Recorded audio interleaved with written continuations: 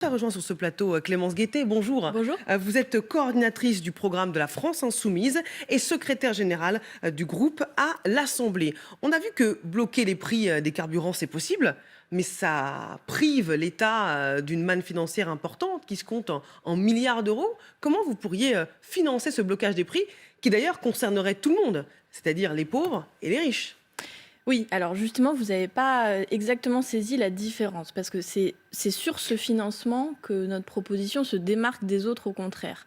En ce moment, on assiste au Festival des Trouvailles pour faire face à une situation que les gens ressentent chaque mois, à la fin du mois, quand ils constatent l'augmentation sur leurs factures très concrètes et le fait qu'ils sont écrasés et que, par exemple, on parle de 60% de Français qui baissent le chauffage pour pouvoir finir la fin de mois correctement. Donc c'est une situation très urgente auquel le gouvernement réfléchit maintenant avec soit un chèque énergie, soit une baisse des taxes. Dans les deux cas, au contraire, c'est dans les caisses de l'État que ça va piocher, évidemment. Ces deux solutions, c'est soit des impôts, soit c'est les contribuables qui financent pour les autres ceux qui en ont le plus besoin dans le cas du chèque énergie. Nous, au contraire, nous disons c'est les fournisseurs d'énergie et de gaz qui doivent passer à la caisse. Ça n'est pas possible, si vous voulez, si vous prenez les 3 plus gros fournisseurs d'énergie en France, c'est 9 milliards de dividendes. Si jamais on prend 10% de leurs profits, on pourrait donner tout de suite 500 € de plus aux gens qui sont dans la grande difficulté à cause de ces tarifs. Vous pouvez les contraindre? Bien sûr qu'on C'est peut le les blocage contraindre. des prix. C'est le blocage des prix, exactement. C'est ce que montrait votre pastille juste précédemment. Le Code du commerce nous permet de bloquer des prix sur les produits de première nécessité, en l'occurrence tout ce qui concerne l'énergie, mais on le proposait aussi pour les fruits et légumes, par exemple, pour que les gens puissent se nourrir convenablement. La question, c'est est-ce que la puissance publique s'interpose face au libre marché ? Et là, les libéraux, comme d'habitude, nous disent non, ça n'est pas possible, nous allons piocher une solution en urgence temporaire face à une situation qui va être pérenne. Parce que, je le rappelle, c'est la Commission européenne qui dit que le libre marché va décider du prix de l'énergie, du gaz, de l'essence et qu'on va arrêter de s'interposer avec des tarifs réglementés. Et M. Macron a applaudi jusqu'à ce qu'il se rende compte que finalement, les gens sont dans une situation impossible en fin de mois. Par exemple, vous êtes un ménage, vous devez aller au travail avec votre voiture et vous vous chauffez au gaz. Ce sont des situations contraintes. Voilà, les gens doivent aller au travail et doivent pouvoir se chauffer. Ça peut être une hausse de 800 € par an. C'est énorme. Et au début, on nous donne des miettes, donc une centaine d'euros, jusqu'à ce qu'ils se rendent compte que finalement, les gens ne sont toujours pas contents parce que la situation est très difficile à vivre. Donc pour vous, c'est aux entreprises de payer. C'est à ceux qui versent des dividendes. Vous prendriez Total, l'argent par sur exemple, les dividendes. Les dividendes, c'est 7 quoi? milliards C'est de d'euros. l'argent qui est redistribué aux actionnaires qui investissent dans une société. En plus des Si bénéfices ces de la dividendes société. n'existent pas, ou n'existent plus, ou sont réduits, il y a grande chance que les actionnaires n'investissent plus dans les sociétés. Donc les sociétés vont réduire, par exemple, leur développement, leur marge, peuvent licencier. Est-ce que c'est pas ça aussi le risque, finalement, à terme? Pas dans les médias, évidemment. Ça, c'est mais le à terme. chantage qu'on nous fait. Non, c'est pas un chantage, c'est une question. C'est une vision, c'est une possibilité c'est une vision aussi. du monde qui, quand même, a poussé à beaucoup de réformes en faveur des très grands groupes, les cadeaux, le CICE, j'en passe et des meilleurs, et en faveur des plus riches de ce pays. Le patrimoine du plus riche de ce pays, il a doublé pendant le quinquennat de M. Macron. Il y a eu un rapport très récent sur l'ISF, par exemple, qui a montré que l'ISF n'a produit aucun ruissellement ou aucun effet bénéfique. Il en va de même pour les grands groupes et les grandes entreprises. Réduire les dividendes, ça ne veut pas dire qu'on prendrait tout à ces grands groupes ou à ces grandes entreprises. Ça veut dire juste une meilleure répartition. C'est aux actionnaires. Et tous les actionnaires ne sont pas Bernard Arnault en France. Il y a aussi de très nombreux petits actionnaires qui comptent justement sur leurs dividendes pour financer leur retraite. 7 milliards d'euros de dividendes pour Total, 9 milliards pour les 3 grands groupes fournisseurs d'énergie. On ne parle pas de gens qui auraient du mal à financer leur retraite avec leurs la même actions. chose. On parle de très très riches qui continuent de s'enrichir dans des proportions absolument délirantes. Et pendant ce temps, vous avez une majorité de Français qui se serrent la ceinture, qui baissent le chauffage, un Français sur 5 qui se prive de repas pour finir le mois correctement. Ce sont ces ordres de grandeur dont on parle. Et la peur de les grands groupes vont partir ou les plus riches vont partir, c'est quelque chose qui a été agité pour nous faire avaler des réformes qui ne produisent pas les effets qu'on nous avait promis. Ce qui est sûr, c'est que ce soit le chèque carburant, la baisse des taxes ou le blocage des prix, on ne sait pas ce que le gouvernement va décider, c'est qu'il va agir parce qu'il a peur de la fraude fronde et la peur du retour de la colère et des gilets jaunes, Julien. Oui, alors au sein de l'exécutif, c'est sûr que personne n'a envie de revivre l'épisode de 2018. Ça fera presque 3 ans jour pour jour. C'était novembre 2018. On est fin octobre. Avec un changement de stratégie. Si vous vous rappelez bien, au moment des Gilets jaunes, quand les ministres venaient ou le gouvernement sur les plateaux, il y avait au tout début une certaine forme de mépris ou d'arrogance pour tout ce qui se développait autour des ronds-points ou des revendications. Là, on voit des ministres qui arrivent avec chacun sa proposition. Certes, on dit en chèque énergie, une baisse sur les taxes. Ça.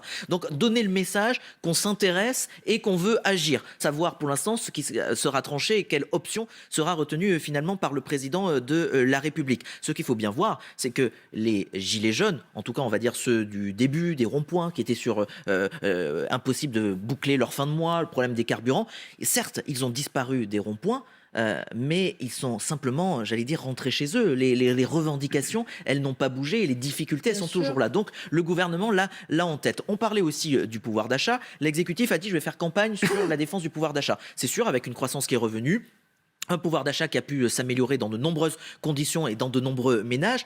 Mais j'allais dire que c'est presque quelque chose d'assez abstrait, qui est statistique. Et quand vous allez faire votre plein à la pompe, quand vous voyez s'afficher votre compteur, etc., vous dites, ah bah moi, le pouvoir d'achat, je sais pas où il est passé, je le vois pas beaucoup parce que je dois dépenser. Donc c'est toute la complexité aujourd'hui du point de vue de l'exécutif de monter là-dessus et de dire, il se passe quelque chose sur le pouvoir d'achat. C'est entre le concret et l'abstraction. Donc c'est la situation dans laquelle aujourd'hui est le gouvernement. Donc un dilemme à résoudre.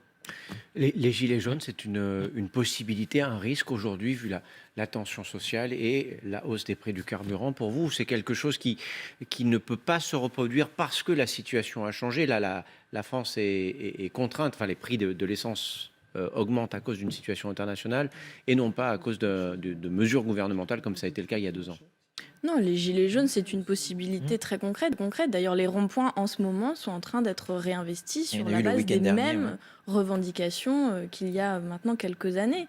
Et puis, par ailleurs, nous ne leur donnons pas tort. Ils ont réussi à l'époque à arracher des mesures d'urgence par cette mobilisation sociale et populaire. Et nous, c'est une façon d'investir l'espace public à laquelle nous croyons. C'est ce que disait monsieur à l'instant. Quand les invisibles restent chez eux, le gouvernement est parfaitement satisfait.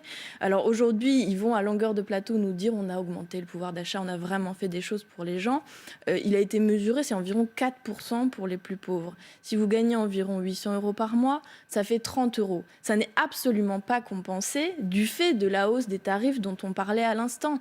Donc les gens continuent de survivre comme ils peuvent, 10 millions de pauvres dans notre pays. Le Crédoc nous disait récemment 4 millions de personnes en plus qui sont entrées sous le seuil de pauvreté dans des situations de précarité extrême. Et ce sont des gens qui en plus cumulent les difficultés. C'est-à-dire que vous avez une voiture qui consomme énormément parce qu'elle est ancienne, vous avez un logement qui n'est pas isolé parce que c'est une passoire thermique, et vous avez à faire face en même temps à aider votre enfant pour qu'il puisse faire des études avec des prix où tout augmente. C'est 4,6% je crois sur tous les produits frais qui s'ajoutent à toute cette hausse dont on parlait. Donc évidemment, nous proposons des mesures radicales et d'urgence, contrairement au gouvernement qui fait semblant de répéter tout va bien, il n'y a rien à voir, circuler. Si vous voulez, nous proposons une grande loi d'urgence sociale avec une augmentation immédiate, par exemple, du SMIC à 1 400 € net, parce que les gens ont besoin d'être rémunérés davantage pour leur travail.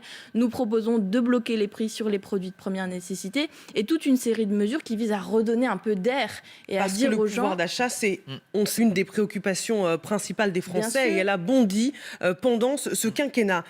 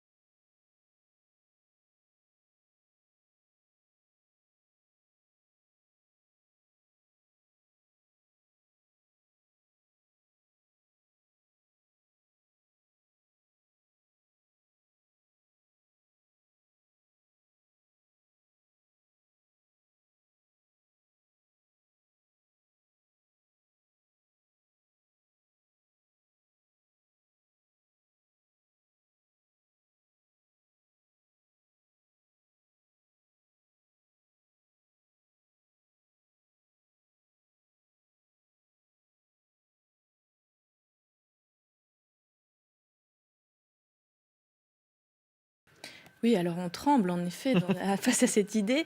Bon, Monsieur Hollande sort du formol pour faire des leçons à tout le monde. Je rappelle quand même que c'est lui qui nous avait promis mon adversaire, c'est la finance. C'est lui qui a laissé le Parti socialiste à 6% à la fin du mandat sans pouvoir se représenter tellement il était devenu impopulaire et tellement son bilan était contesté. Je crois que tout le monde se passera ici des leçons de Monsieur Hollande sur ce qu'il faudrait faire. Nous sommes dans la bataille. Nous essayons de créer une union populaire qui permette aux gens d'avoir de l'espoir pour cette élection de 2020. Je ne vous inquiète pas parce qu'on l'a vu dans notre sondage IFOP fiducial pour LCI, Jean-Luc Mélenchon est autour de 8%, c'est bien ça? C'est très variable. Ça reste encore faible par rapport au bloc de droite. Enfin, ça ne varie pas beaucoup. Quand ça varie, c'est plutôt à la baisse en ce moment, pour être très honnête. C'est très variable. On avait un sondage à Harris encore la semaine dernière où on était à 13. Sur les sondages, j'en dis un mot, vous m'en donnez l'occasion quand même. Vous savez qu'il y a des méthodologies qui sont extrêmement contestables. Oui. Parfois même, nous n'avons pas les notices de ces sondages qui, pour beaucoup, partent d'un présupposé qui est quand même terrifiant, c'est que pas plus de 50% de la population se déplacerait pour aller à l'élection présidentielle, mettre un bulletin dans l'urne. Nous espérons que ce sera bien plus. Évidemment, nous allons faire campagne pour donner envie aux gens d'adhérer à un projet et à un programme. Mais par ailleurs, ces sondages ont des méthodologies extrêmement contestables et ce n'est pas à partir de ça que nous établissons notre plan de campagne. Au contraire, nous avançons, nous avons une stratégie, c'est l'Union populaire, je le disais à l'instant. Nous avons un programme. J'en dis un mot aussi parce que c'est mon rôle dans cette campagne. Nous avons un programme. Vous l'avez déjà évoqué, vous avez évoqué plusieurs des mesures que vous mettriez en place, par exemple. Et qui sera publié le 18 novembre. Le programme sera publié le 18 novembre. Voilà. Bon, pour ceux évidemment, qui pourraient être intéressés, il y a ce programme qui arrive. Ce que l'on